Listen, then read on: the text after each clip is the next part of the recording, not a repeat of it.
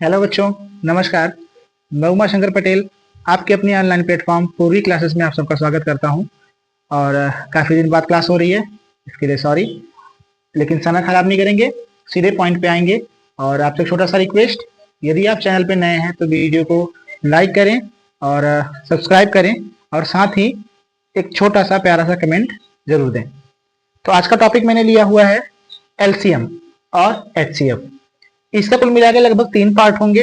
ये पहला पार्ट आज हम पढ़ रहे हैं कि बेसिक इंट्रोडक्शन जो है वो एलसीएम का और एचसीएफ का हम कैसे समझें कि एलसीएम और एचसीएफ होता क्या है। बहुत से बच्चे जान रहे होंगे।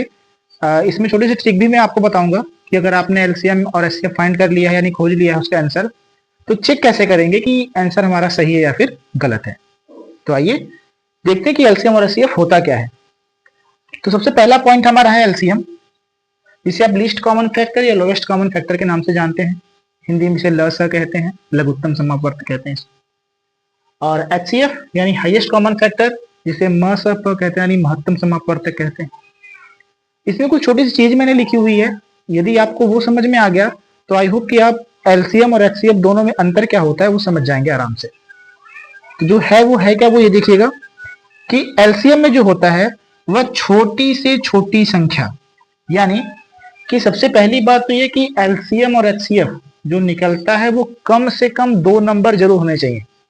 अगर 2 नंबर होंगे यानी 2 संख्याएं होंगी तभी आप ल स और म स ज्ञात कर सकते हैं। 2 से ज्यादा होंगी अच्छी बात है, लेकिन 2 से कम नहीं होना चाहिए। तो ल स यानी एलसीएम वह छोटी से छोटी संख्या होती है जो दी गई संख्या से पूरी तरह विभाजित हो जाए, यानी कि डिवाइड हो जाए। ठीक उससे उल्टा अगर हम देखें कि एचसीएफ जो होता है वह बड़ी से बड़ी संख्या होती है जो दी गई संख्या को पूरी तरीके से विभाजित कर दे या डिवाइड कर दे। कैसे, इसका एग्जांपल हम देखते हैं।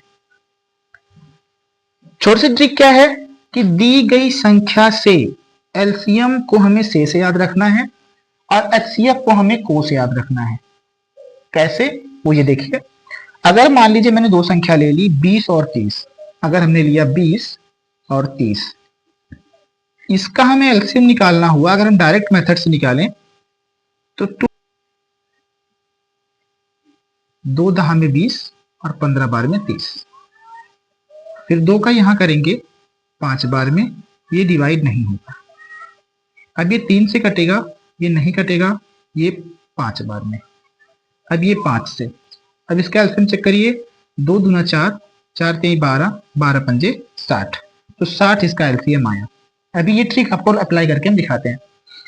एचसीएफ की बात करें तो 20 और 30, अगर हम अलग अलग करें तो 15 बार में, 5 बार में और 5 बार, एक बार में, ये 10 बार में, 5 बार में और 5 बार में। अब दोनों में जो कॉमन मिल रहा है हमें वो हमें मिल रहा है 5, लिख लिया, 1 2 मिल रहा है, 2 मिला के इसका आंसर हो गया 10, तो 10 इसका आंसर आया। अभी एलसीएम एचसीएफ फाइंड करना यानी कि सॉल्व करना भी बताएंगे कैसे निकलता है अपने दूसरे पार्ट में, लेकिन पहले से हम समझ लेते हैं। तो अब ये देखिएगा, मैंने यहां दिया है कि दी गई संख्या से, यानी जो हमारा आंसर आएगा, यही ट्रिक है, ध्यान दीजिएगा थोड़ा सा, कि दी गई संख्या से, यानी जो हमें संख्या दी गई है वो है 20 और 30। अब इसका जो आंसर होगा वो 20 से भी कट जाएगा और 30 से भी कट जाएगा। चेक करते हैं।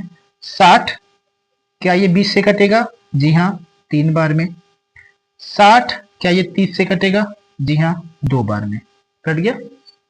यहां ये दी गई संख्या को, यानी जो हमारा आंसर आएगा वो दी गई संख्या को पूरी तरीके से क्या कर देगा? विभाजित कर देगा। यानी 20 को 10 विभाजित कर देगा 2 बार में, 30 को 10 विभाजित कर देगा 3 बार में। ठीक है, तो ये तरीका है हमें चेक करने का कि हम जो हमारा आंसर आया है वो कैसे चेक करें कि क्या वो गलत है या वो सही है। तो मिलेंगे अब अपने अगले पार्ट में कि एलसीएम कैसे ज्ञात करते हैं, ये हमारा होगा दूसरा पार्ट।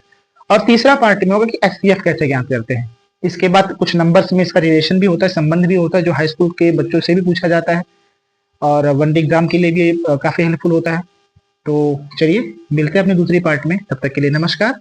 और यदि चैनल पे नए हैं तो सब्सक्राइब करिए और लाइक करिए वीडियो को, एक प्यारा सा कमेंट दीजिएगा। तब तक के लिए नमस्कार।